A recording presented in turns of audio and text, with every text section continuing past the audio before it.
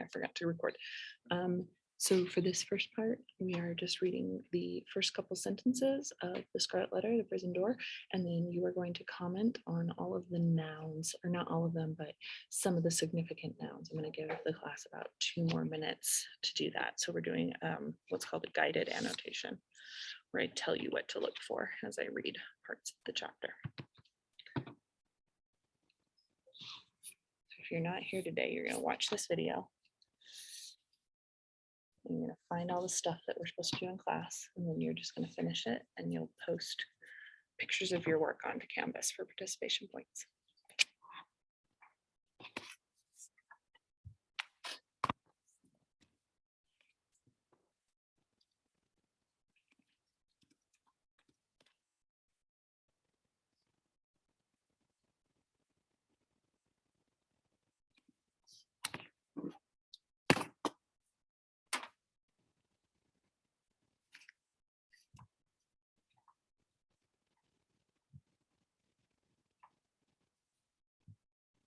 Did you find it? Oh, okay. It's like a tomb. Yeah,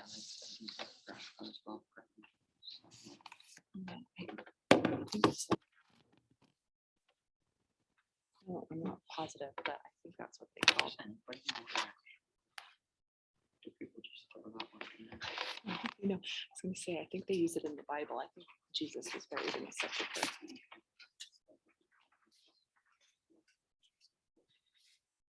What it is? Yeah. It's like kind of a little cave, like a carved out room with a big rock in front of it. It's like, and instead of being buried in the ground or in like a mausoleum, people just get buried in that. And I think the reason they do it is if the person's like sacred.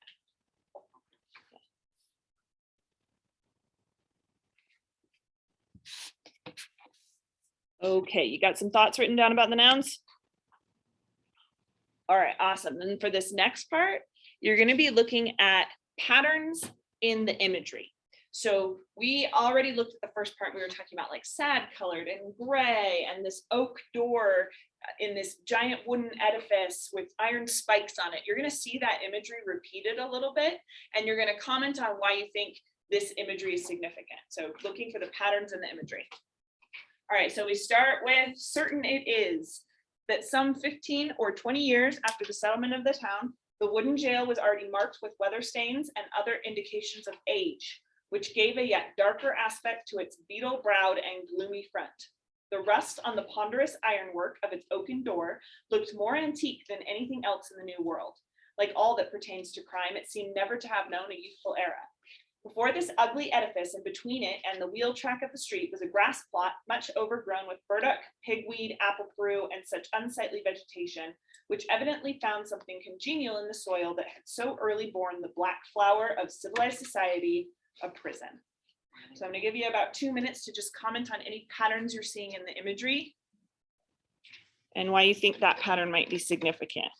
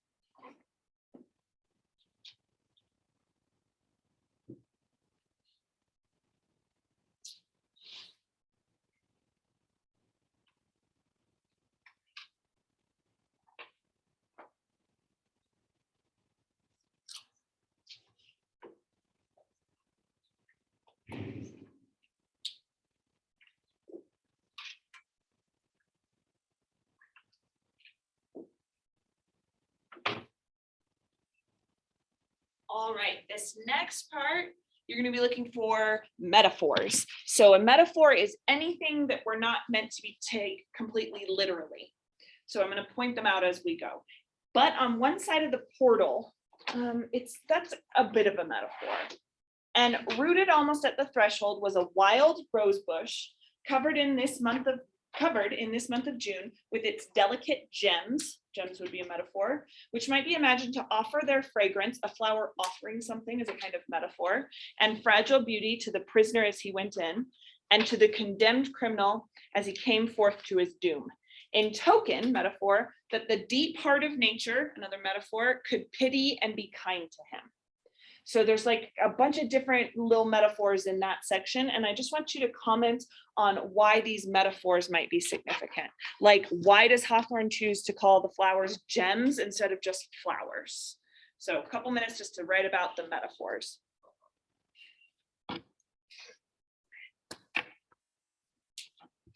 One more after this one.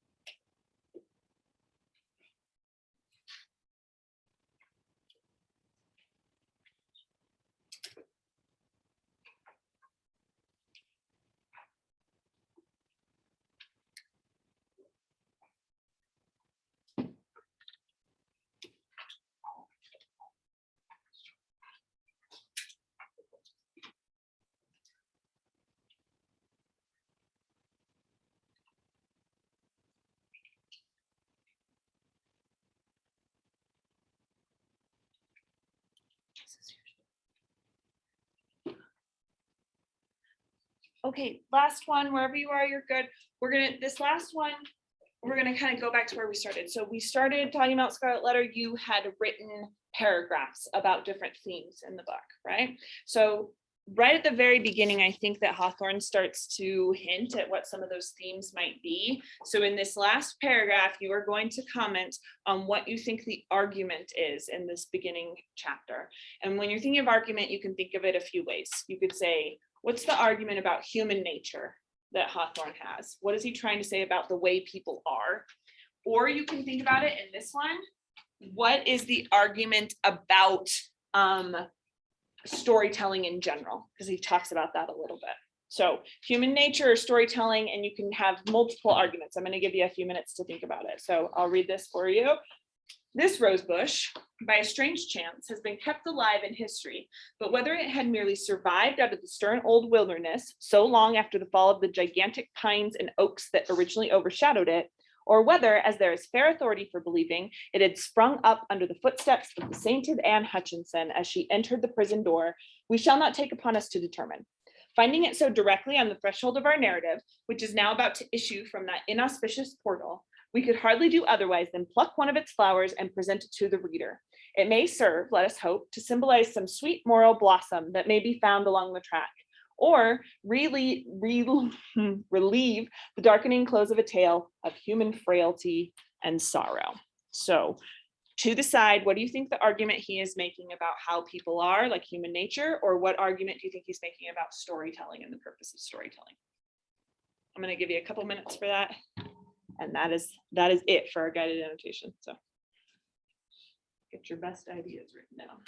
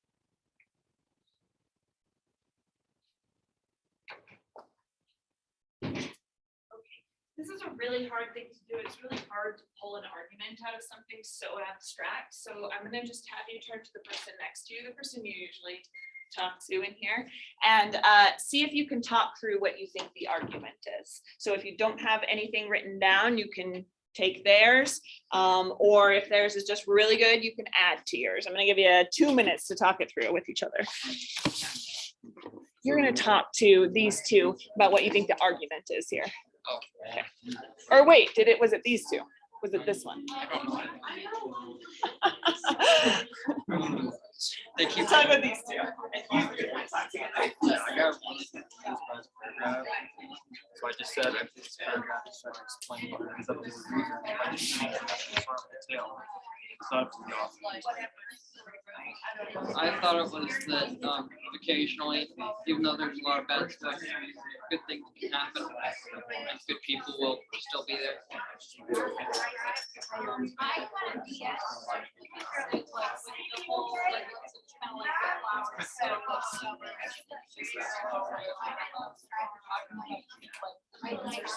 Maybe Reagan and Jeff, you guys can talk to each other.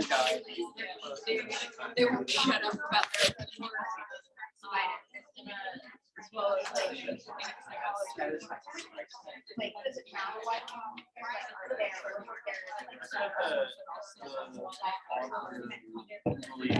It's better if, like, if the readers feel like they were actually there. My card, I don't like my hair. Yeah, like he's having a conversation.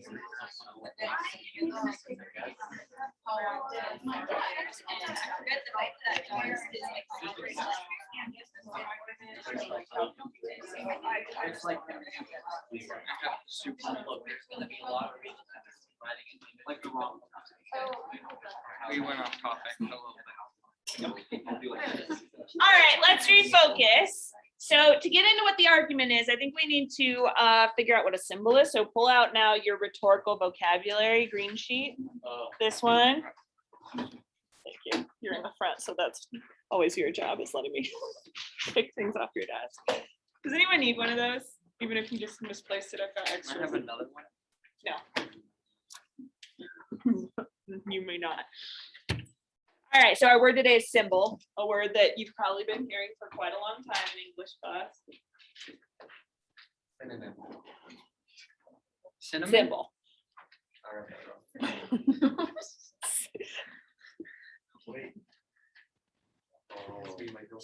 Symbol. Okay, the definition of a symbol is any image or a different symbol, any image or thing that stands for something else. The image or thing that stands for something else. Okay.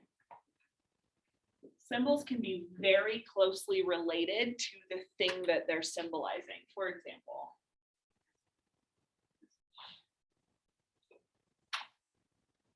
not doing a great job here.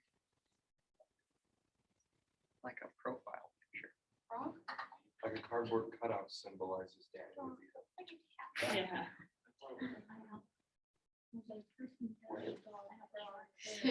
Dog. There he is. Okay. There is a symbol for a cat, correct? Like it's not an actual cat, it's just lines on a board, but it's symbolized and it's very abstracted. Like this is very different than any real, this cat walking around would be horrifying. It would be very, very I think scary. that would look funny. But we recognize this as a cat. I like it. And that's because the symbol is very closely related to the thing it's symbolizing, right? But in our language, we have things that are extremely abstract symbols. That's a symbol for cat. That's a symbol for cat too, right? Yeah, we've decided that putting this swirly line next to this little circle with a line next to this cross means cat, and it symbolizes cat. And in our heads, that cat is all different. Like if you think of what a cat is, think of a cat. I'm bad at mine. Is your cat, how many of your cats are orange? I have A an couple orange people. cat. How many cats have, how many are gray? How many are black or white or multicolored, right? How many of you guys have a fat cat in your head? And how many of you guys thought of a little tiny cat? I have an Adam Driver cat. Adam Driver has a cat? Adam Driver. Oh, that looks like Adam Yeah. Driver. Yes, I do like that cat a lot. Yeah.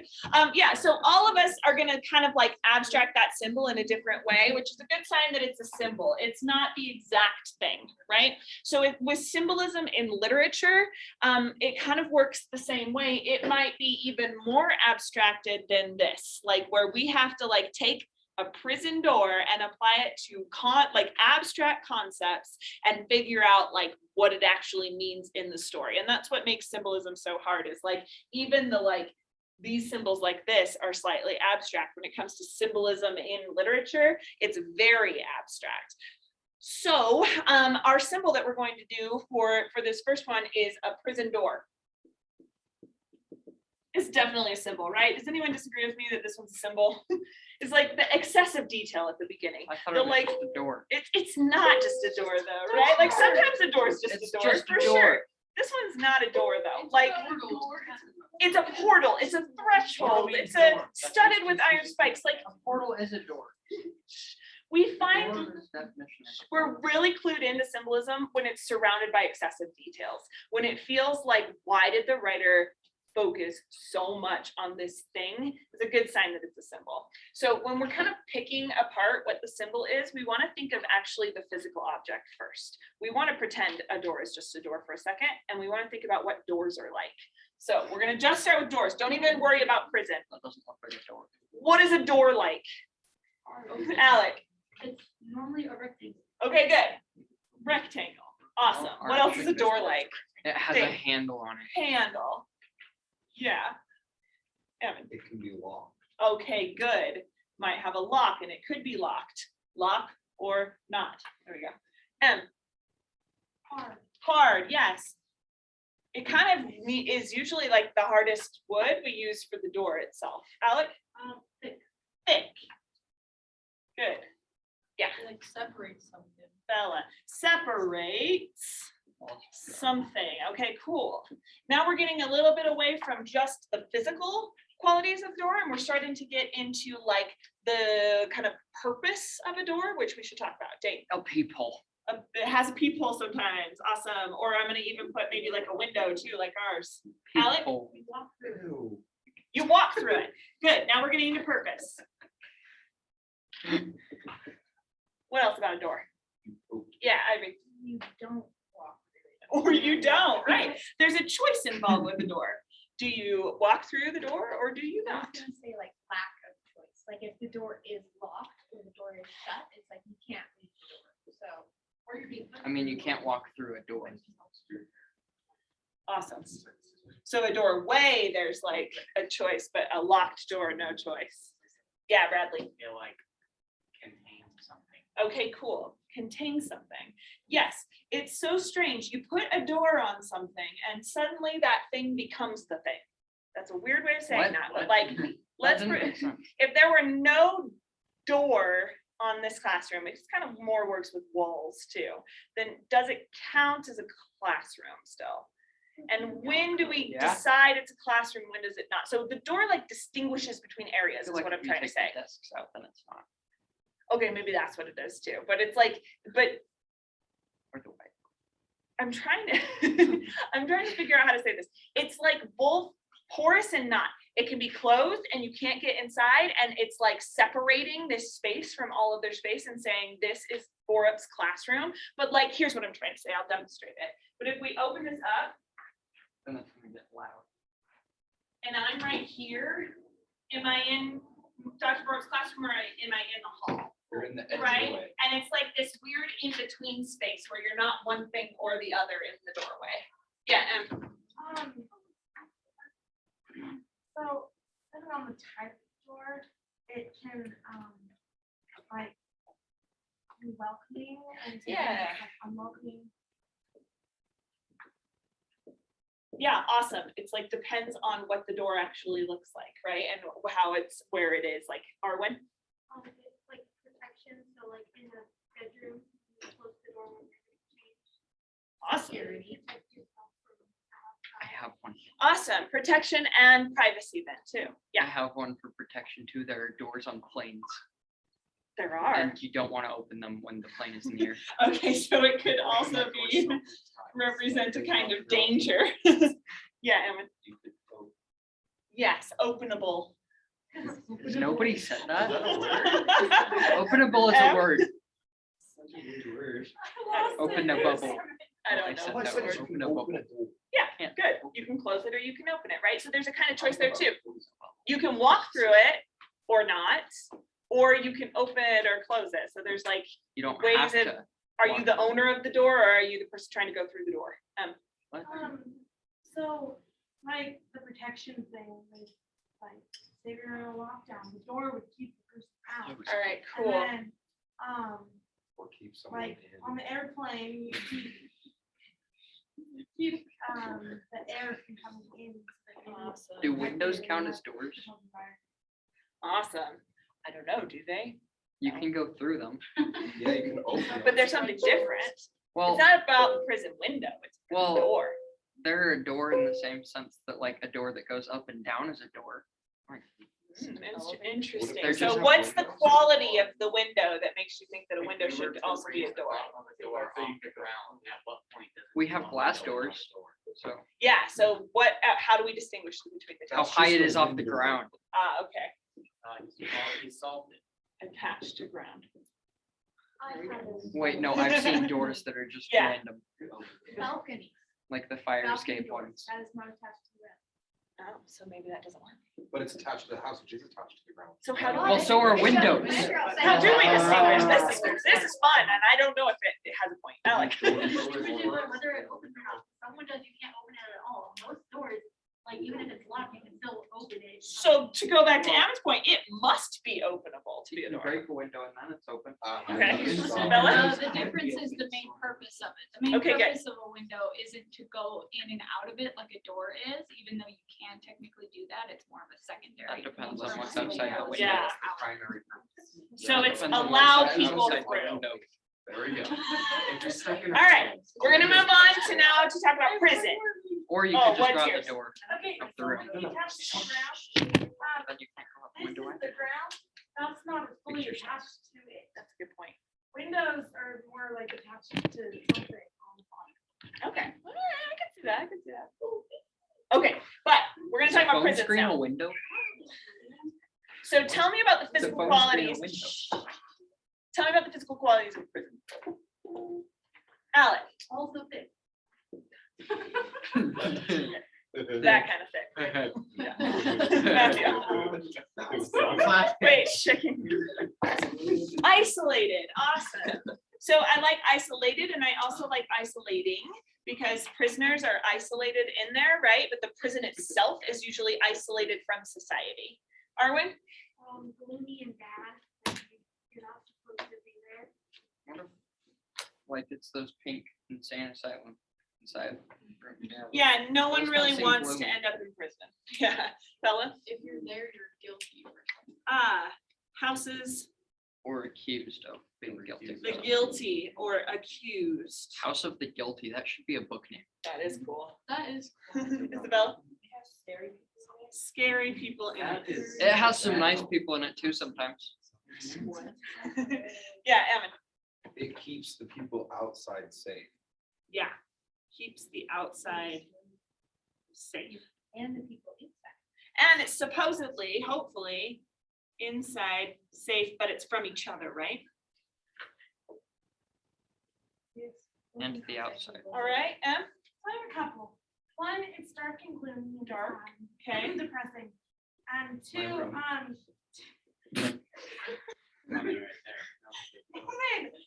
Two, it's typically, we don't Nice. want it like around other neighborhoods or anything. We My want room. it typically Like like a away great from.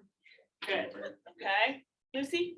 I forgot the real word, but like imposing kind of. Imposing, yeah, that kind of goes back to the word that Hawthorne uses of edifice, that it's like a large imposing building. And maybe we'll always call it prison an edifice because it always seems to be imposing. They're always big, they're always, covered in barbed wire, Yeah, Riley. Okay, good. Yeah, so we're thinking now about the purpose, some kind of a solution, right? It could be about keeping the outside safe. It could be about maybe redeeming or rehabilitating. Oh, I was gonna say punishment. And you were gonna say punishment. Yeah. Okay, what else were you gonna say? Anything else? Yeah, last one. Okay, so. We're running out of space.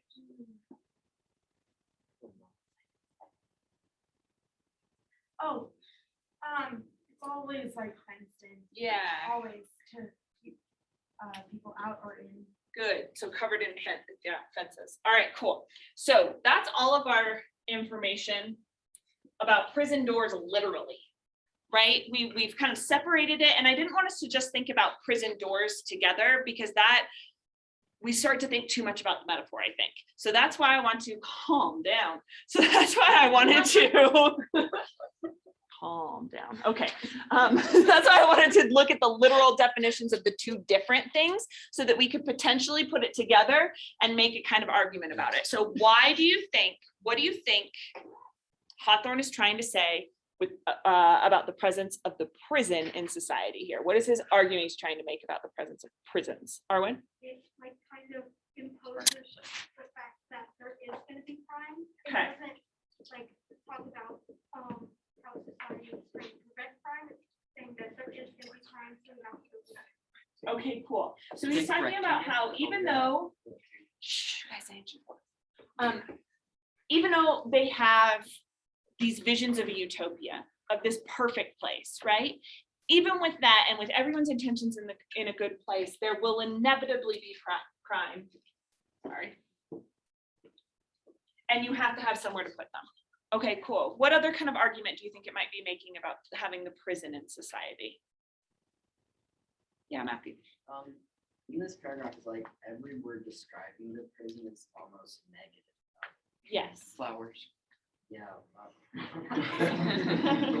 The prison itself. Yeah. Like Yeah. prison stuff, like weather stains, ugly, never to have nobody there. Yeah. stuff like that. Yeah, so how do we take this idea of the prison being where we house crime, think about how the prison is described, and make some sort of argument about the criminal himself?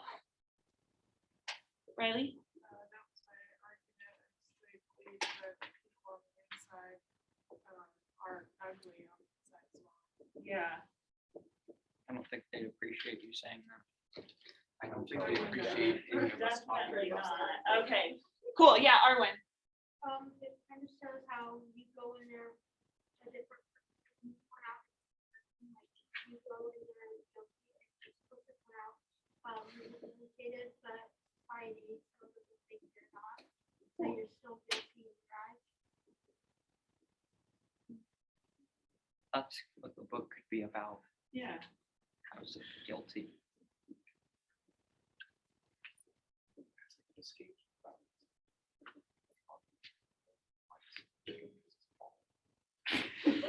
Yeah, Radley. My uncle.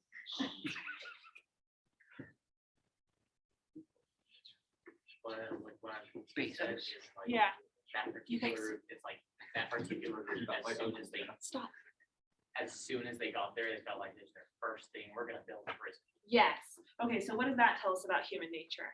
That it's kind of that society will inevitably have crime, like they like just show up and they're like, all right, we have to make a way to contain these people right away before they sabotage it. Awesome. Okay, so society is also vulnerable to sabotage from the criminal, which means that the criminal has a whole lot of power, right? And society has very little power. So over here, we're thinking about the doorway, and it seems like they're very afraid that the criminal could always just like burst through the doorway into society and like change everything. Zoe? I think another thing with the human nature thing, can I add flowers in that? We're gonna do that just in a minute. Yeah. Bella. It's kind of like putting away, like immediately separating ourselves from anything that's against our views. and that Okay, we good. don't like. So what is that? Do you think no, I'm gonna keep it at that. Thank you. Need to separate from dangerous views then. or views that we see as dangerous because they are different. One more, Ammon? Kind of going off what Radley said, the first thing they got there is they expected the worst thing to happen. Like people expect the worst. They expect that criminal to come in, so we need like a way to protect ourselves. Excellent. So we need protection. They're always kind of like looking for how to protect themselves. They recognize themselves as vulnerable and they recognize other people as potential threats right from the beginning. Okay, here's what I'm gonna do. Sorry, I know I'm cutting you guys off. Now we're gonna add in the flower. So we did this with prison door. You guys are gonna do the same thing together with wild rose bush. So, oh, you haven't written down the effects yet. Write down the effects now of the symbol of the prison door. These are the effects. And you're, well, kind of, like, think about how, sorry, that was a weird way of saying that. Think about how these attributes of the prison door help lead us to making this argument. Those would be effects. So you're answering the question, why does Hawthorne choose a prison door to represent these arguments? Because it's thick and hard and it's rectangular, square like a boring society, like whatever kind of inferences you can make. So I wrote that all down. Perfect, leave it there, you're good. Whoa. You have small handwriting. Probably not.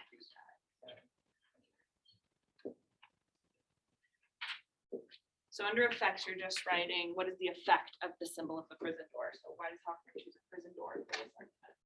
Yeah. Essentially, so, once you go in there, you become a different person.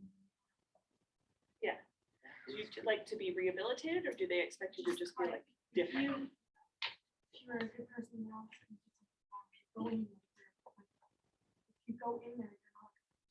Excellent. Yeah, because you think about also how the story shaped too, and how something is emerging from the door and it's going to be the story and what effect that might have on us too, because we're the vulnerable people that are going to be affected. Really? I think throughout this whole book, I kind of demonstrate constantly their privilege and all that. But they believe more in the evil of a person than the good of a person. Do you think that's true of the Puritans or do you think that's true of the book itself? That's true of society. Yeah. Okay, so it's like that might be an unfortunate thing that the book sees in reality, in society though, right? Like it's not like celebrating that part. Yeah.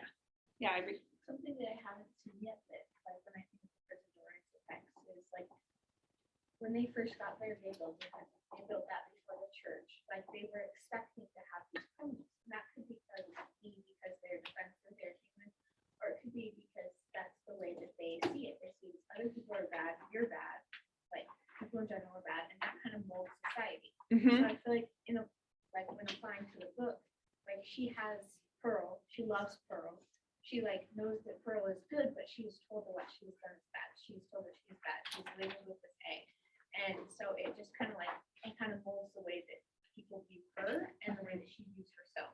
Yeah, so it's about the labeling. It's about It's about the labeling her labeling as and, the like, criminal. Like along with like when we were talking earlier about the imagery, talking about the prison door. Yeah. It kind of like imposes this sense of fear. Like they built it first when it went there, and because of that, it kind of dictates how people act. It like dictates how they view themselves, and when they're put there, it changes completely not only how society sees them, but how they see themselves. Yes, absolutely. So they're always seeing themselves as being in danger of being this evil person and at their core. Yeah. Yeah, Dean. I feel like the prison is also used to like label people because if somebody committed a crime and even if people knew about it and they weren't convicted, they wouldn't be viewed as bad as if they were convicted. Yeah, it's like it's okay, so no, I want to get into this later. But what you're saying is but what you're saying is that it's like if the thing is not seen as a sin, then nobody has some sort of problem with it, but label it a criminal and convict them of that crime, and suddenly that is what they are branded with, whether they're wearing the S or the A or not. Is that kind of what you're saying? Like we could know something's wrong and But if it's not punished, we don't view it as wrong. Yes, I feel like that's what happened with O.J. Simpson a little bit. It's like we, maybe that's too old of a reference at this point, but it's like we all know O.J. Simpson killed Nicole. Like we all know it, right? Like there's only a couple people who don't think that happened, and yet he wasn't convicted of that crime. He was convicted of something else. So now we can make funny memes about O.J. Simpson, even though he is like a murderer walking among us. Kind of that idea. O.J. Simpson, the football player. You don't love him, do you? All right, so you're gonna do this now with the wild rose bush. Same way, you're dividing it. So you're not thinking of the wild rose bush as a whole. You're thinking about what wild is like, what roses are like, and what bushes are like, and giving the characteristics of them. So at the bottom of that page where you've been writing all the annotations, at the bottom of the prison door, hopefully you got a little bit of space. And you're doing this one with each other, so you can talk. You talk about what wild is like, what roses are like, and what bushes are like.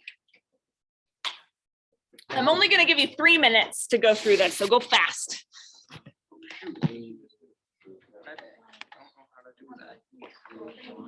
What is wild like?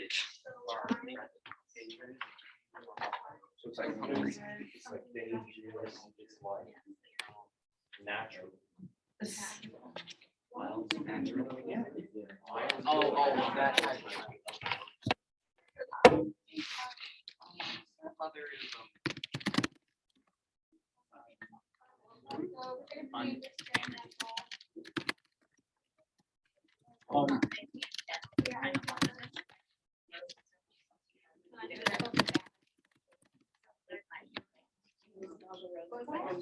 I go outside and see my emotions. Like, it's, well, like, you do, like,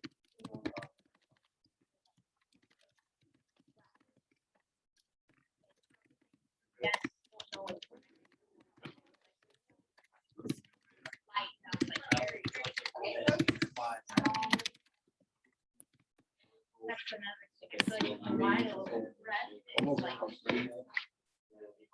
You have Except your- for their thorns. Oh, wait, is it a rose with thorns, or is it a thorn bush? Like, it depends on how you look at it.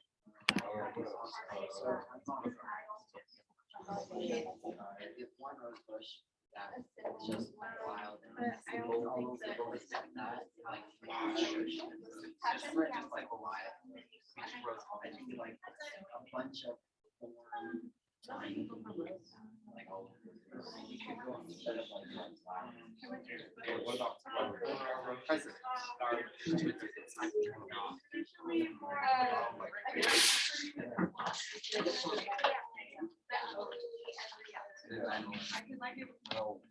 There's a large amount of flowers called a bush.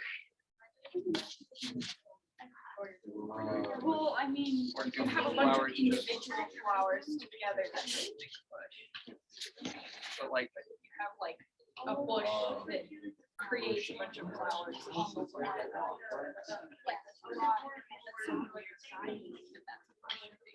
it's also shaped. what is the word for paleontologist?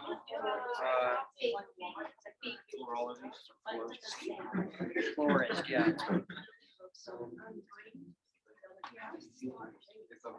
What am I supposed to write for bush?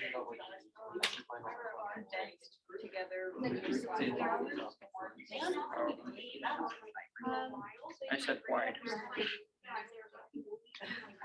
Because all of the bushes we have in our house are very wide. Okay, I'm one gonna more write minute.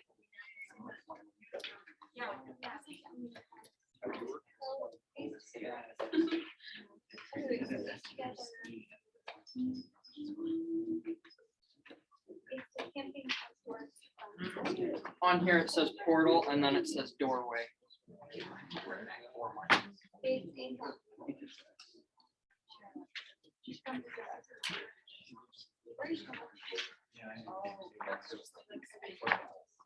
Become a literary now. What's give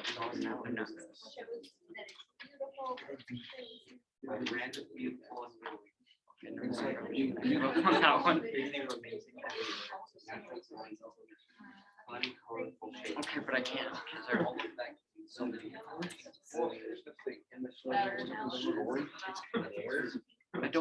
Neither of them are words. It's like, you should figure out what is it? It's an exhale. The word. Oh, Yeah, to you be don't a know. literary analyst, is that the word for it? Is it analyst? Analyst. Like, two.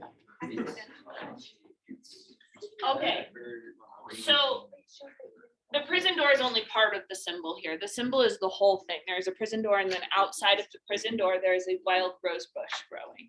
So in order to figure out what the symbol means and what the argument is here, we have to look at both of those things side by side. We would call this a juxtaposition. That word is a juxtaposition. You've got a juxtaposition between two things, meaning that the meaning comes from putting the two things next to each other. The wild rose bush might mean something on its own, and the prison door might mean something on its own, but the meaning of this chapter doesn't come forward until we juxtapose the two together. So this is only part of the argument, all this negative stuff about prisons, but then you've got this little bright spot in this wild rose bush with like gem flowers, right? So with the same person, I want you to figure out, what does this add to the argument? What does wild rose bush add to the argument? What argument do we get when we juxtapose prison doors and wild rose bush? Okay.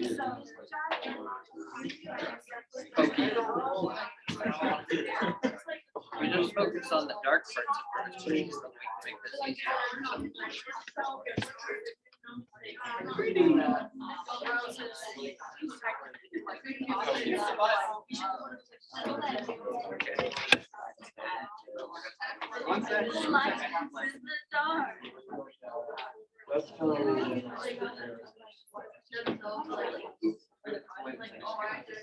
They have green and red, and that makes Christmas.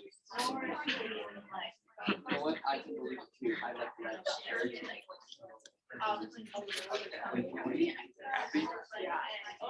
Yeah, that doesn't seem like that here. It seemed like that.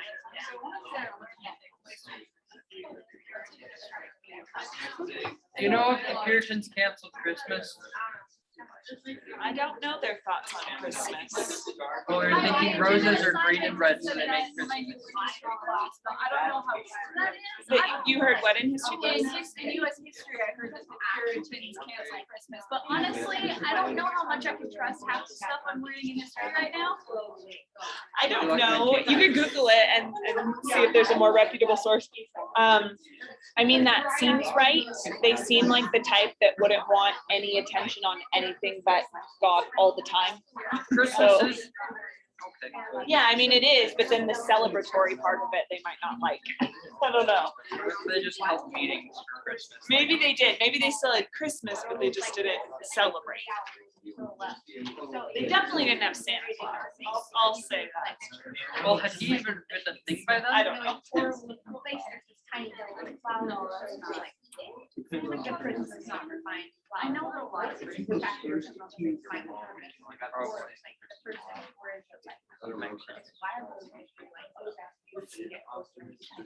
My phone just doesn't load anymore. Oh, it's this classroom also. I know. It shows a blue bar and then it gets rid of the blue bar. They did ban Christmas. How did yours load? Oh. All right, I'm gonna cut you off. So this intro contains so many juxtapositions, and I think if we're thinking about the way the two symbols are juxtaposed, we can think about the way all these different ideas are juxtaposed. So we've got the red of the roses with the gray of the hats.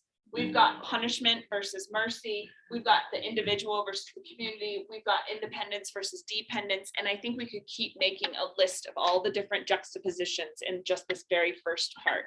But the most prominent one is the prison door and the wild roses. So I just want to get a couple ideas. And I remember Zoe had one from before. What do you think it's saying about like that juxtaposition?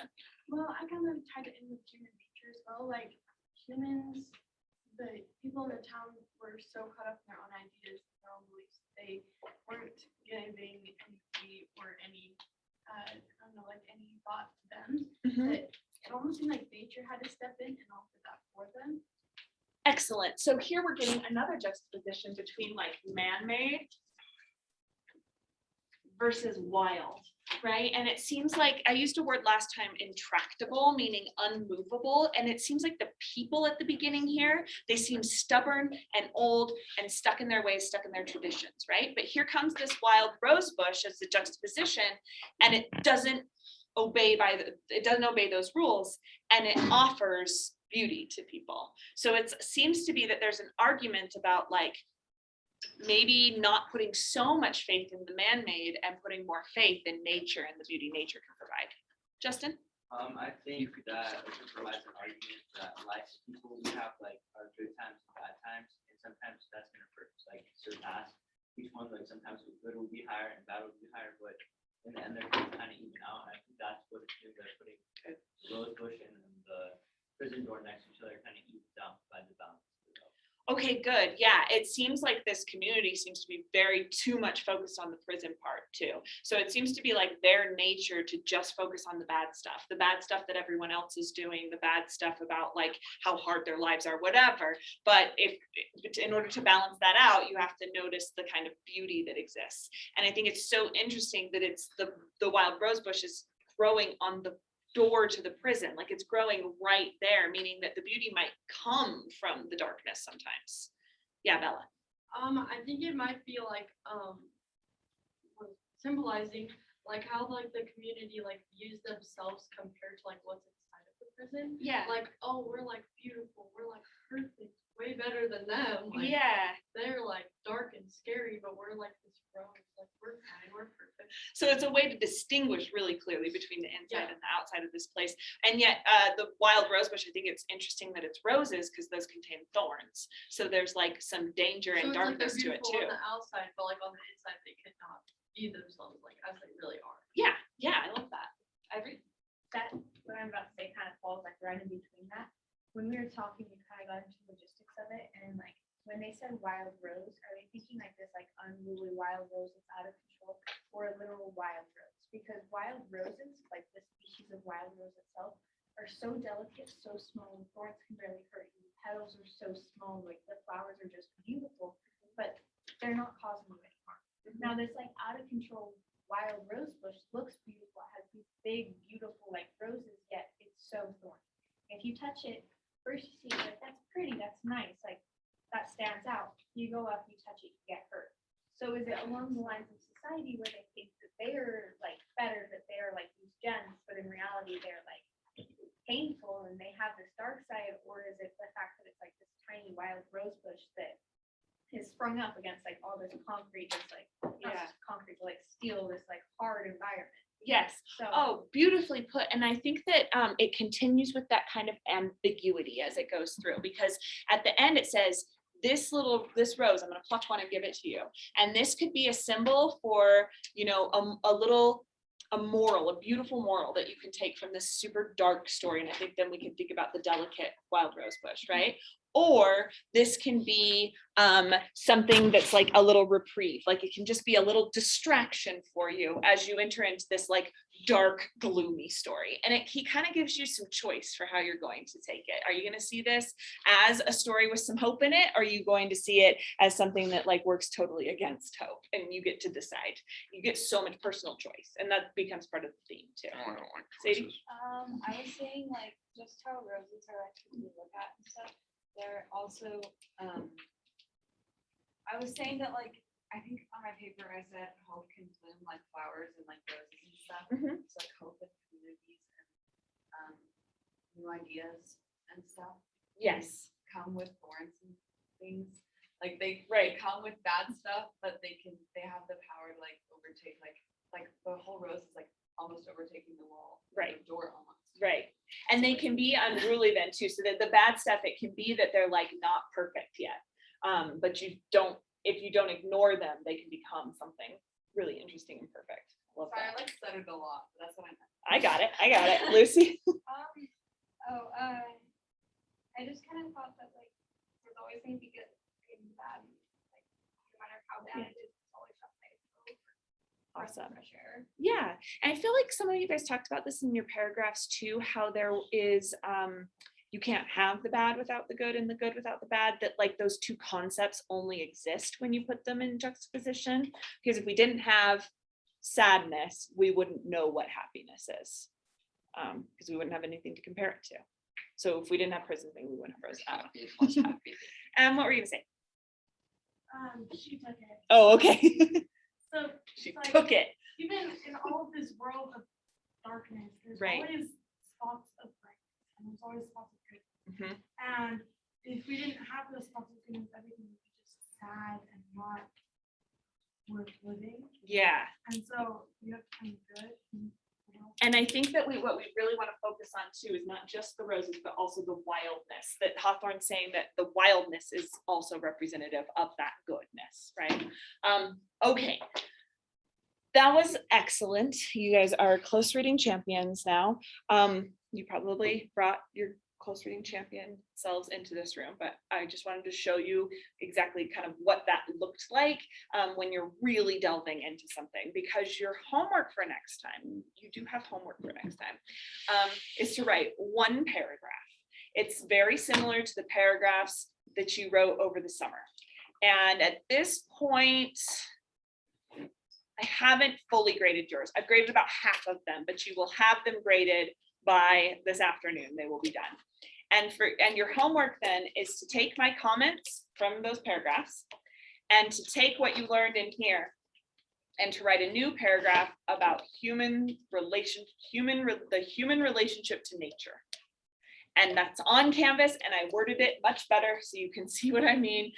But you'll just write one paragraph about the human relationship to nature and what his argument is about that. Okay, any questions about that before we move on? All right, awesome. Pay attention to the due date on that. It's due next class, but it's due at 7 a.m.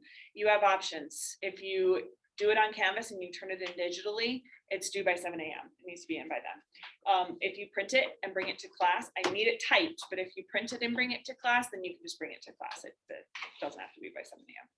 So, okay, any questions?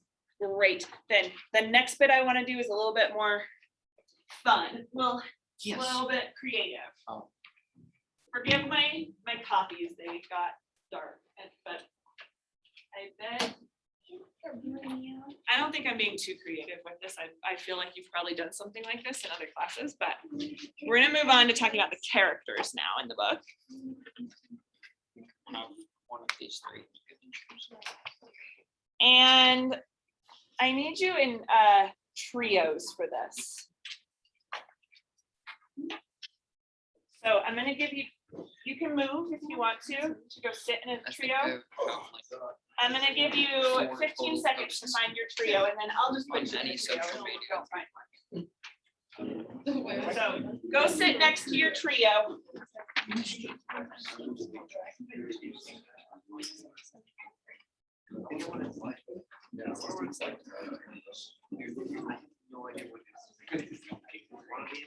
$30, so there will be 10 groups of 3. What if we want 3 groups of 10?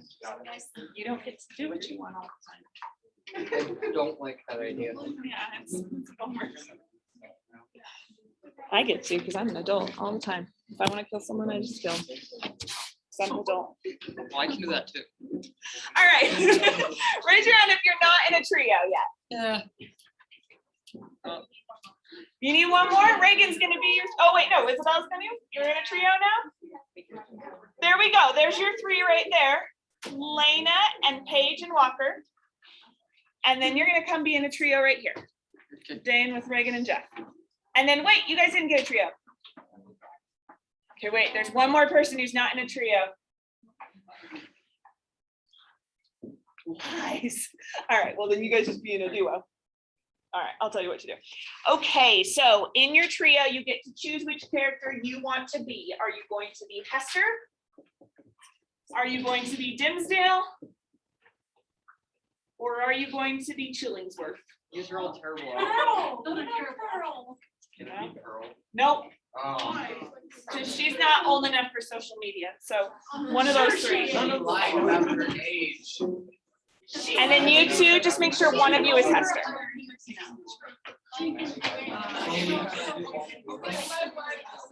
Listen, gender doesn't matter, you know, it just, whoever you want to be.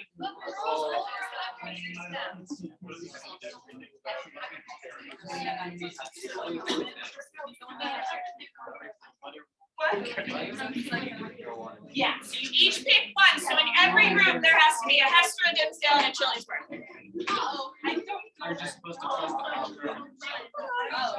I'm gonna show you what to do. Okay, 5 more seconds to decide. Honestly, I don't really.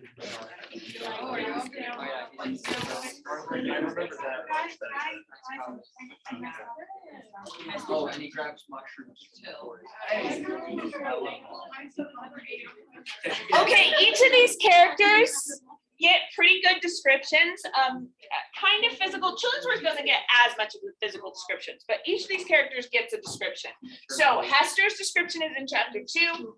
Dimmesdale's is in chapter 3. Chillingsworth is in chapter 10. I have run out of scarlet letters that are in my room, so if you don't have your book with you, then you'll just need to use a digital copy for this. I have my blue ink.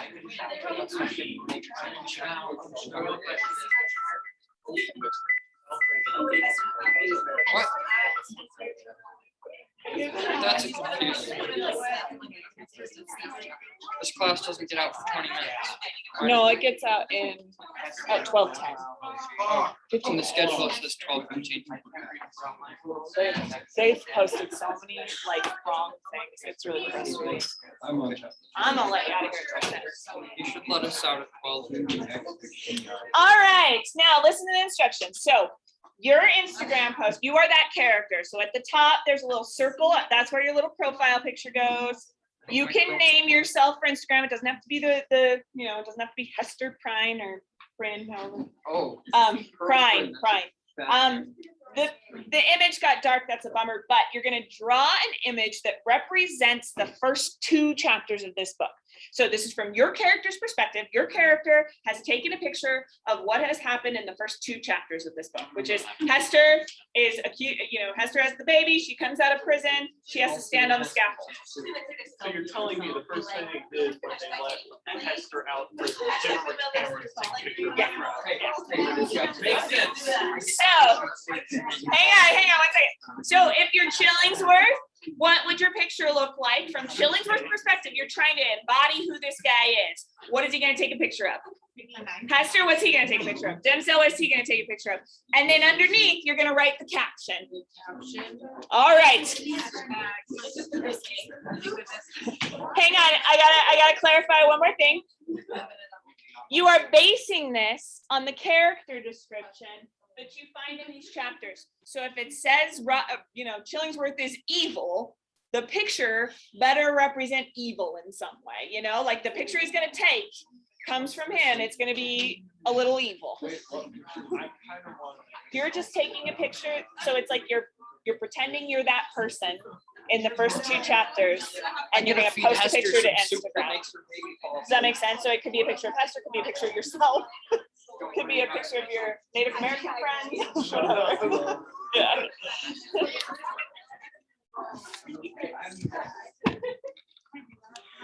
All right, you got 10 minutes to draw this picture, and then we'll finish up this activity next time. But I want everybody to have your first one done. Yeah. Who are you? Oh yeah, this one. I could be that guy. I'm gonna draw a picture of Jesus. That's what I draw. Your baby? Because he says he's pure. And I'm gonna be sure.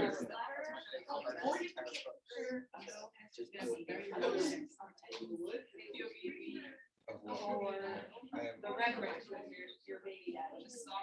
I'm talking about it. It's okay. Yeah. The whole book is. Right. Or it could be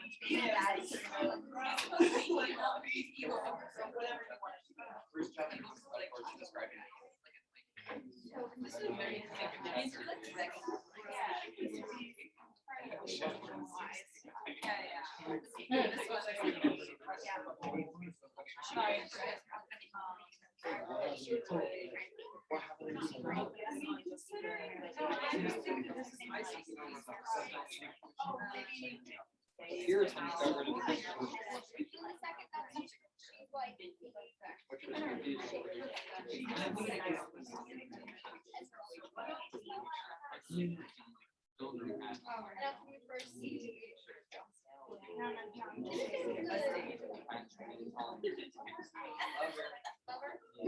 Yeah, I am not, I mean, we're not all artists in here and I understand that, so Wait, who's chapter? it doesn't have to be intense. Jane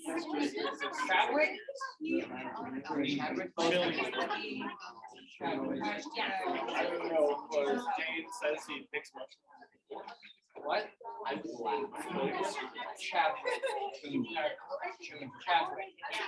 I like Chadwick better. That's such a better name. That's Chadwick.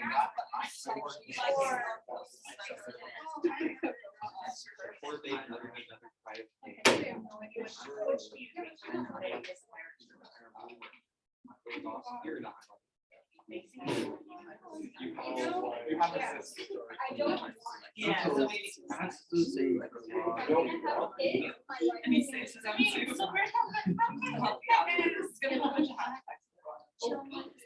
I'm creating a bowl with soup in it. Do you remember where Shellingworth gave her some soup? Didn't stay. Yeah, in the prison. That's what I'm doing. Oh, good. Soup. That's good. Just a picture of the soup. Oh, and the devil. Oh, perfect. The devil's in the soup. I see. Good. And she's like, "You're gonna kill me." He's like, "No, I'm not. I could have done that anyways." Yeah, yeah. So I definitely wouldn't do it discreetly if I could have done it in public. He's cool in that scene. He's a cool villain when you think of him like that way. That he's like messing with her mind more than anything else. All right, so I really think of that. yeah, I think so. I think it's a kind of psychological torture that he's doing. He's like, Just be constantly afraid. Yeah, yeah, I made your baby quiet. yeah. All right, so that's the assignment. You just do the first image. When you come back, we're going to be using those. So make sure that you finish the assignment for the day. Just the first image with the caption.